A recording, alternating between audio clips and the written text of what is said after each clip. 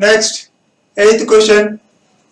He says 10,000 amount is there, and for 1.5 year at the rate of 10% per annum, we need to find amount and CA, that is compound interest. This is compounded half yearly. First question, if it is compounded half yearly, find the value. Second one, if this is compounded annually, then how much it will be? Will that be more? He is asking. So what shall we do? First we will find compounded half yearly, and then we will find compounded annually, and then we will do the comparison. Let us see. First, P equal to 10,000. Now R is given as 10% and N as 1.5 years. Now for first case, the formula is same, A equal to P into 1 plus R by 100 whole to the power of N. Now see, amount A equal to P, 10,000 into 1 plus, now he says compounded half yearly. So the R interest will become half 1 by 2, half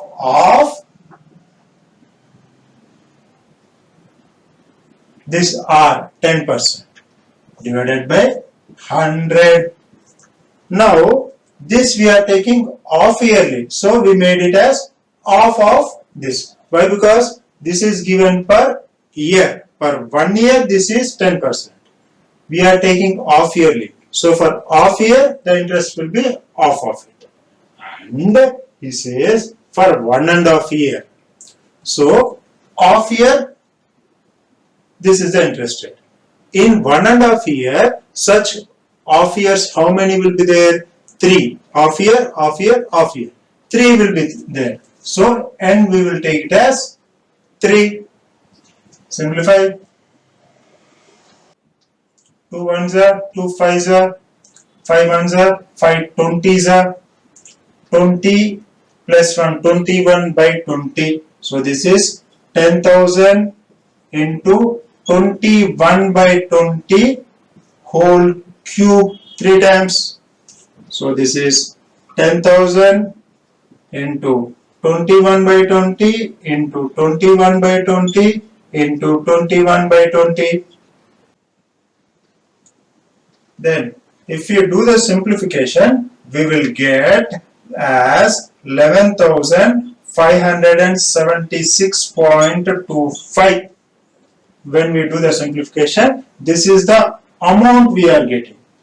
So what is CI compound interest? This minus 10,000. So that will be 576.251. So this is compound interest. So compound interest is 1,576 and amount is 11,576 rupees 25 paisa. This is in the first case, that is if it is compounded half yearly. Now let us see if it is compounded yearly. If it is compounded yearly, amount A equal to P into, that is 10,000 into 1 plus R. Rate of interest is 10 by 100. This is for 1 year, but we want for 1.5 year. This is for 1 year. Another half year we have to take. So 1 plus half year. This is for 1 year. So for half year, it will be half into 10. That is 5. So we know this process. Whenever we are having the years not in whole numbers, then for example 1.5 year, then we are taking for 1 year and again for that half year and we are doing the multiplication. Directly we can do like that. So 10,000 into 0, 0, 2 ones are 2 fives are 5 ones are 5 twos are 20.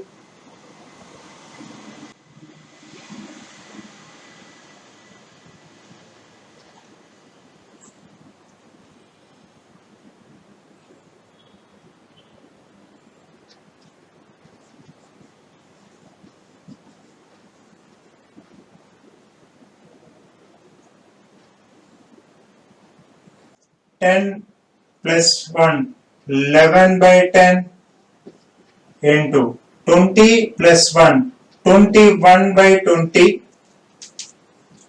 0, 0, 0, 0.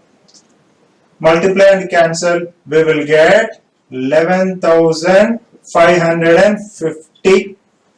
After cancellation and after simplification, we will be getting 11,550. This is amount. So what is this is amount. What is CI? That is compound interest. 11,550 minus 10,000. 10,000. So it will be 1,550. That is compound interest. Now, what is the question he is asking? If this interest is more, is this interest is more, he is asking. Is this interest is more? This is 1576, this is 1550. No, this is not more. This is less only. By how much? If he would have asked, then we can subtract from this, that is 1576.25. This is 1550. So the difference is 6 to 26 rupees 25 paisa. Difference is 26 rupees 25 paisa. So one more logic here is, here he is saying compounded half yearly. In next he is compounding annually.